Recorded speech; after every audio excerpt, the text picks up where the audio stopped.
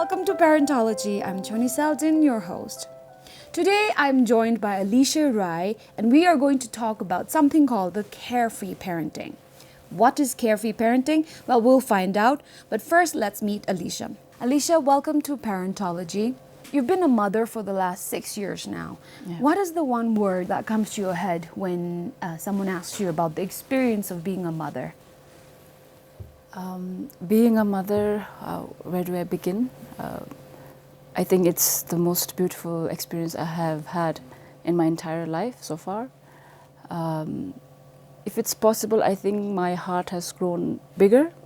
I feel I have become more compassionate, more forgiving, and Lord knows, more patient. I always say that my daughter came with a gift for me, and that was patience. Oh, yeah. So it has been a beautiful experience. So let's go back to 6 years ago when you had just given birth. You were a full-time mother too. You were an engineer at Mandichu, right? Yeah. Then it's in Tonsa, and then you decided to take that newborn and go to Tonsa, away from your family support, away from your husband who was working in Thimphu. Yeah. He's also an engineer working for the MOH, right? Yes. So how was that experience? To term it as a challenge, I think that would be a major understatement, because I had a newborn. I had come to Thimphu to deliver my baby, and then I took her back to Trongsa when she was 2 months old. And I came back to Thimphu only when she was 2 years old. So every day I took it as a one day at a time task. So yes, there were times when I used to feel physically exhausted, and then there were multiple mental breakdowns. But I fought through, and I continued with that life, because at that point of moment, that was exactly what I wanted, that life, with me working as an engineer. And then I didn't want my role as a wife or a new mother to get in that way of my goals for my career. So that's why I continued, I fought through. And in fact, I think I'm grateful to that experience, because I feel that because of those 2 years that I had to go through, I feel I have grown as a person a lot. And then I'm thankful actually for that experience. I'm sure. How does a day look like? Because you did not have a babysitter, neither did you have your parents or his parents or your siblings with. It was just you and this baby at home. Yeah. So how does your, let's say, a typical Monday or a Tuesday would look like? Well, I still remember it. I used to wake up very early, because I had to make breakfast for my a few months old baby, and then for myself, and I had to clean the house and everything, feed her, and then feed myself barely if I had the time to. Sometimes I used to rush to office without washing my face. I would just tie my hair, tidy up, and then put on a lipstick and go. And then I would spend whole day in the office with her. She would be in a stroller by my side, and I would do all the necessary duties that were expected of me. And I'm very grateful to all my colleagues and my seniors who were very cooperative. They were very sympathetic to me and my condition, because that was a conscious choice that I made. So it was my choice. I wanted to go through it myself, without blaming anybody, or without being in a mental state where I feel like I'm alone, or no. I did not have any kind of those kind of feelings, because that was the choice that I made after a lot of thinking. So I was okay with it. I had accepted that as my reality. The situation that Elisha just described makes it appear like you were in a troublesome marriage or something like that. It's not you. It's just the two, the couple. They had different jobs. They had. They were working in different zongkaks. One in Tonsa, the other in Thimphu. And your husband offered. What was his offer? He did ask you to stay back. Of course, right? he actually begged me to stay back. He requested me to quit my job, and then he said.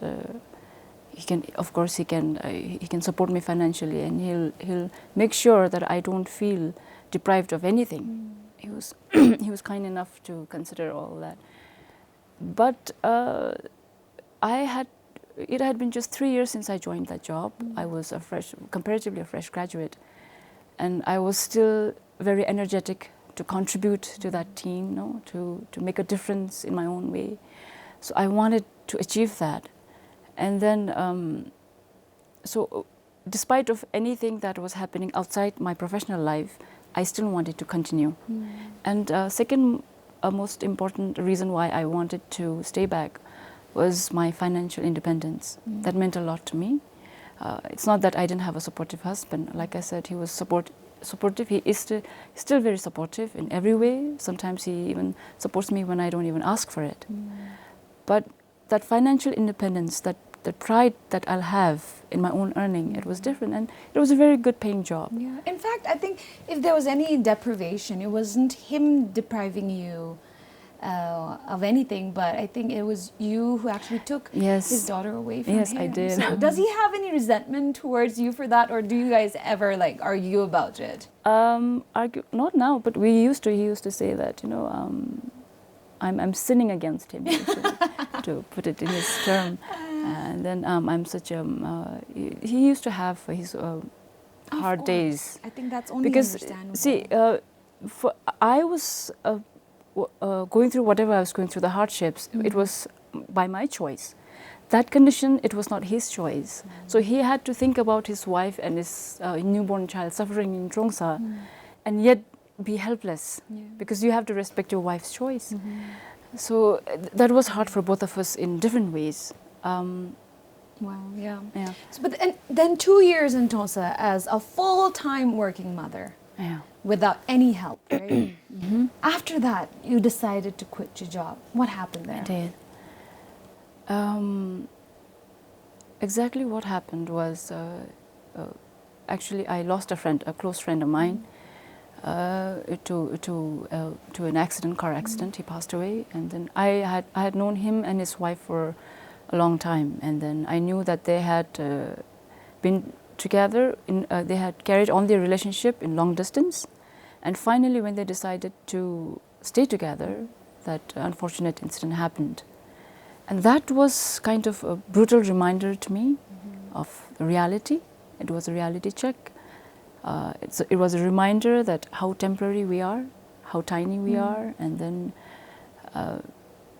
that second thing was my husband's despair, how he was suffering silently, and then just in the name of supporting me. And I was depriving not just him from his time with his daughter, I was depriving my own daughter from her father's, warmth and affection, and he was missing out so much.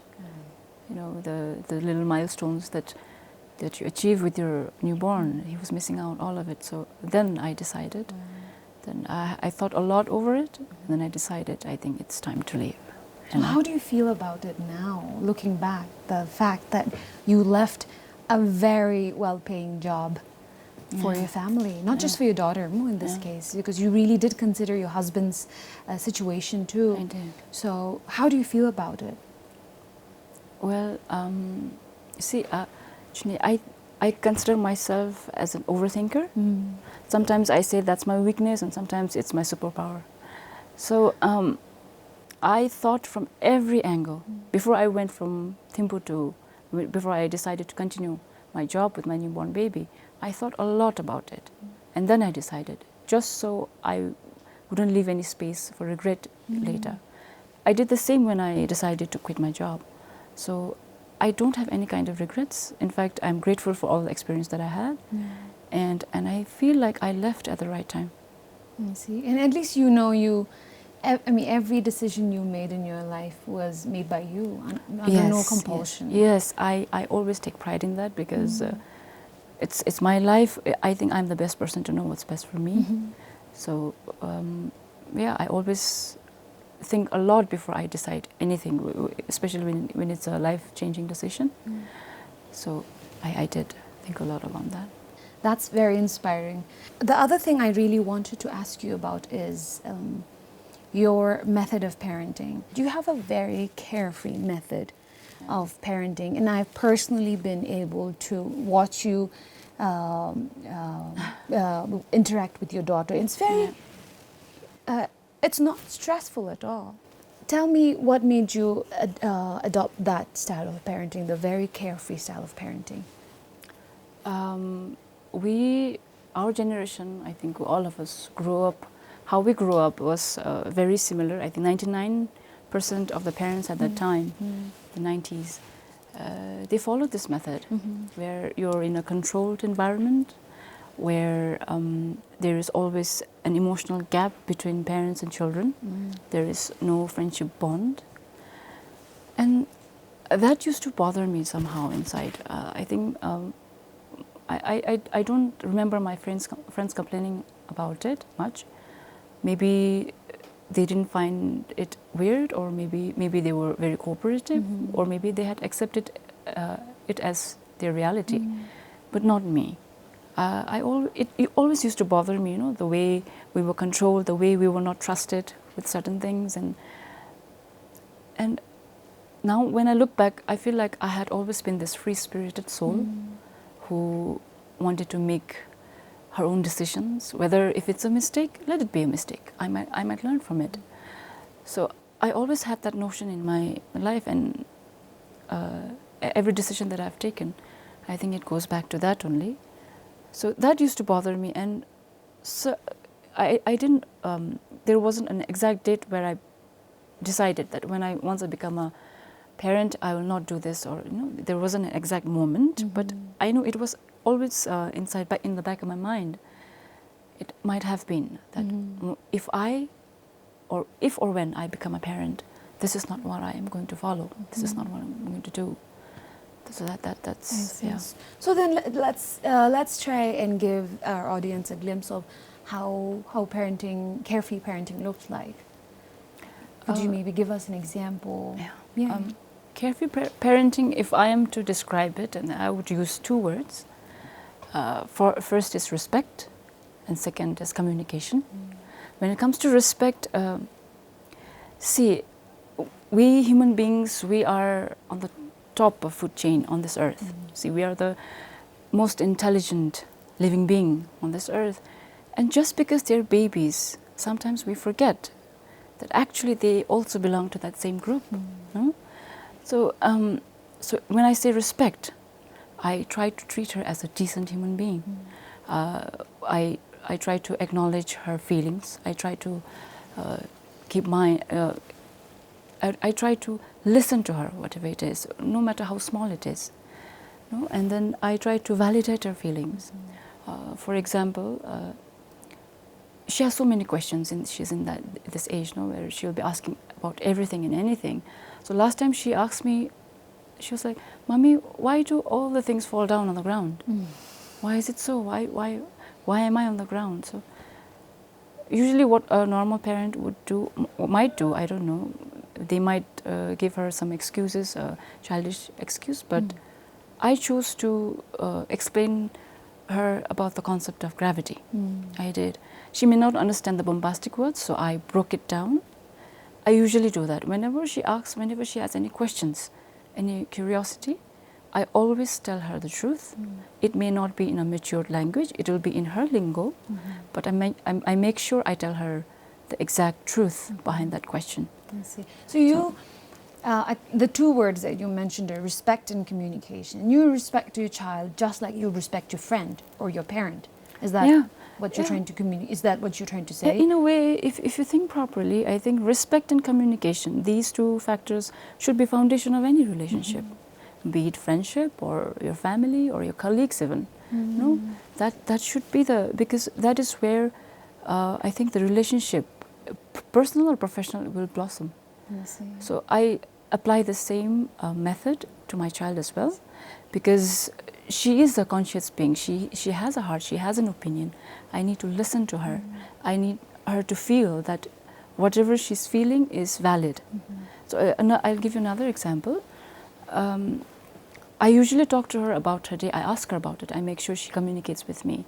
So I ask her about her day, and then it had been more than twice that she mentioned one of her classmates that she's not very fond of her. And my first reaction was, be nice. Why are you being rude? Be kind. It's always good to be kind. And then she said, I'll tell you why. She said, it's because she's very naughty. Last time she poked one of her friend's hand with a pencil, And then she was laughing. And I said, that's bad. I asked her, did she apologize? She said, no, she didn't apologize. So I agreed with her. I said, no, I validated her feelings. I said, your judgment is right. If she didn't apologize, then yes, she is a naughty girl. So I was like, you're right in thinking that, in feeling whatever she felt, that not being fond of her or not wanting her in her company. I said, that's valid. So that's how I pay respect. I'm glad you brought that anecdote from the school, because a lot of the times we think being kind is the ultimate goal, and we say, forgive, and we try and dictate to our children how they should feel towards somebody with whom we haven't personally actually ever interacted. It's the child who interacts with her friend, and she has an opinion that she doesn't like that person. Now, I know a lot of us, a lot of the parents would resort to, no, be kind, be friends with everybody. But then, like you said, we barely take the time to listen to our children. And this is an opportunity for us to learn from our children about their experience.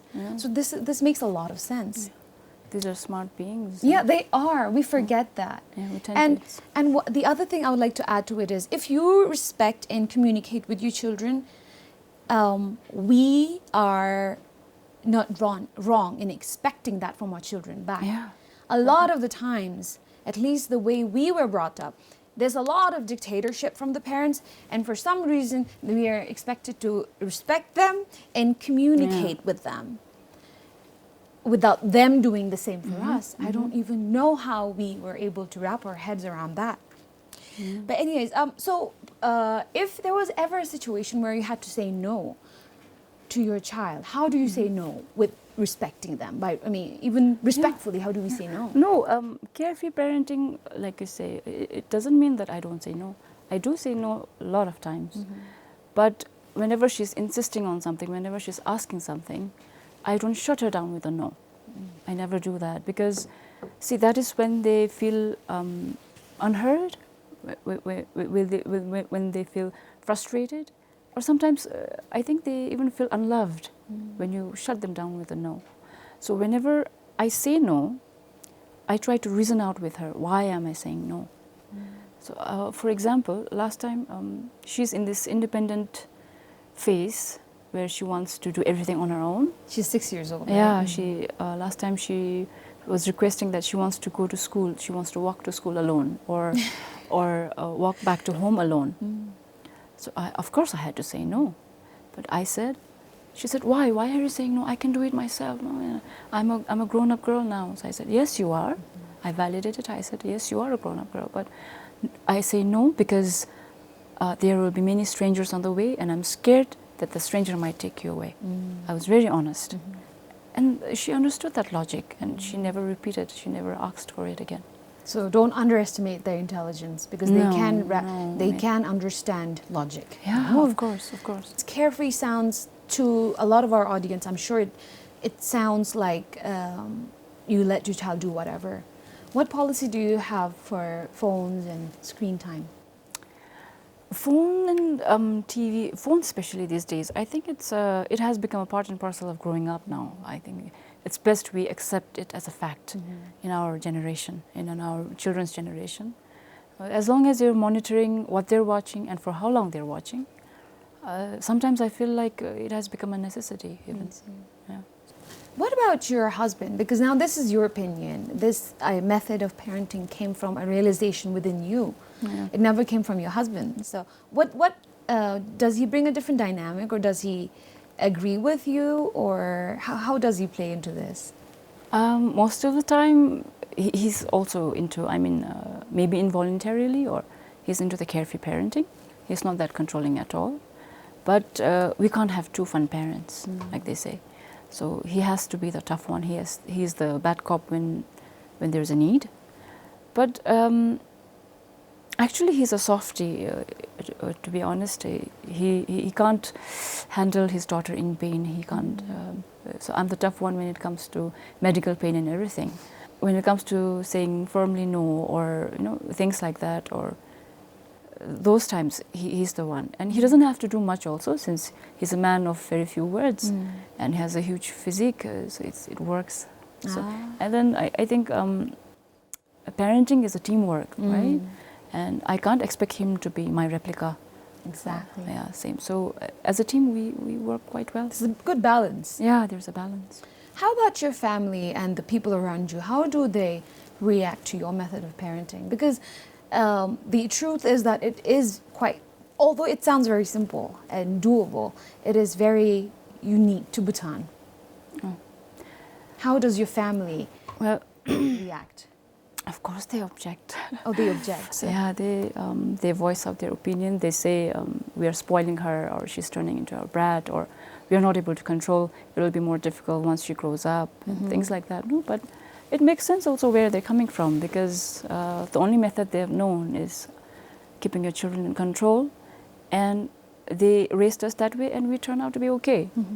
So they feel like any other way is wrong. It makes sense from their side, from their point of view as well. But I know my child the best. So they will continue to voice out. I'll continue to do whatever is best for my child. So do you feel pressured to change, or maybe? Oh, no, not at all. Not at all. I don't feel the need to convince them that this is the right method, or shout at them, until they see eye to eye with me. I don't feel the need, because everyone has a right to their opinion, and every person is different. So they can voice out their opinion, like I said, and I'll continue to do my way with my child. What about your daughter then?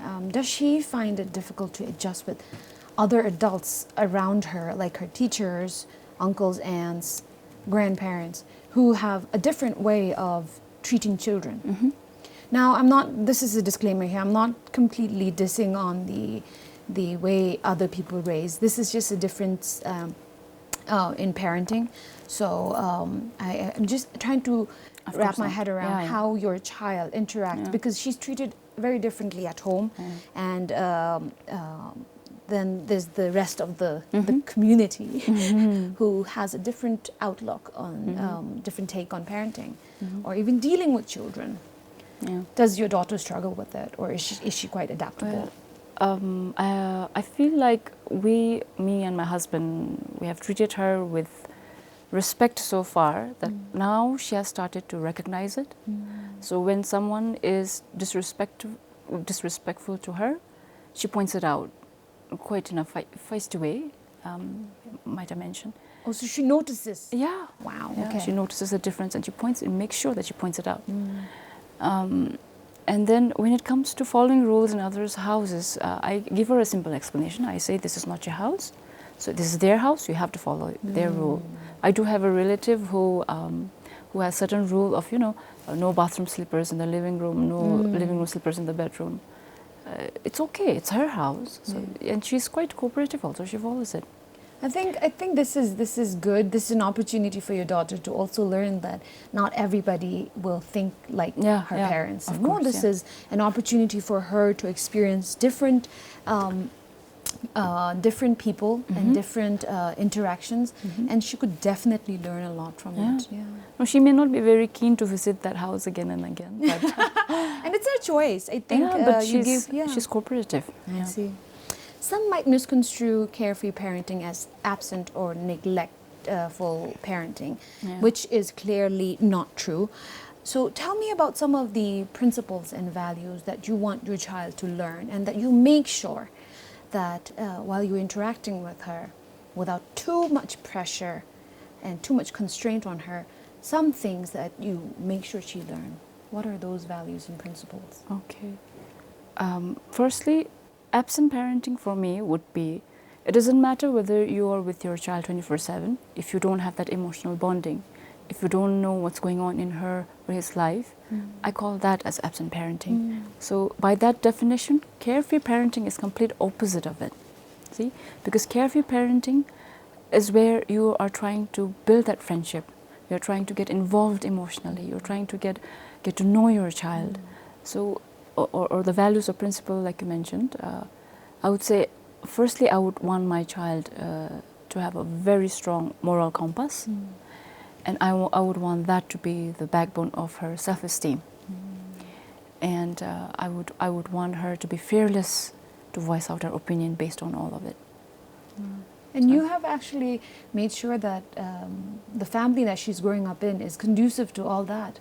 and like she's really encouraged and motivated to learn through her mistakes, and Yeah, that I think encourages her course. to build herself. I mean, confidence. She learns because she knows she shouldn't do this because Yeah. she's tried it, she's failed at it. It's difficult, it's painful, and it's not you dictating her that No, don't of do course this. not. It's Of painful. course not. Because these children, I don't think teaching them works, dictating them works. No, it doesn't.